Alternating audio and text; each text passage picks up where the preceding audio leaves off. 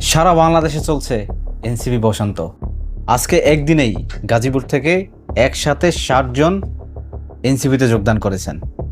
ওদিকে আবার জনাব আক্তার হোসেন, আমাদের মাননীয় এমপি এবং সদস্য সচিব এনসিপির, তিনি বলেছেন ফেসিবাদ বিরোধী সবার জন্য এনসিপির দরজা খোলা। যারা চাঁদাবাজি এবং সন্ত্রাসের কারণে বিএনপি থেকে বহিষ্কার হয়েছেন তাদের এনসিপিতে নেওয়া হবে না, কিন্তু যারা চাঁদাবাজি এবং সন্ত্রাসমুক্ত রাজনীতি করতে গিয়ে বিএনপি ছাড়তে চান তাদেরকে এনসিপিতে স্বাগত জানানো হবে। আসুন সারা বাংলাদেশ থেকে আপনিও যুক্ত হন এনসিপিতে। আমরা সবাই মিলে সুস্থ, সুন্দর, আধুনিক, সভ্য এবং শক্তিশালী একটি বাংলাদেশ তৈরি করব। আমরা সবাই মিলে একটি ইনসাফের বাংলাদেশ তৈরি করব ইনশাআল্লাহ। তাই আসুন যুক্ত হন এনসিপিতে। আর জাতীয় নাগরিক পার্টি এনসিপিতে আপনাকে স্বাগতম।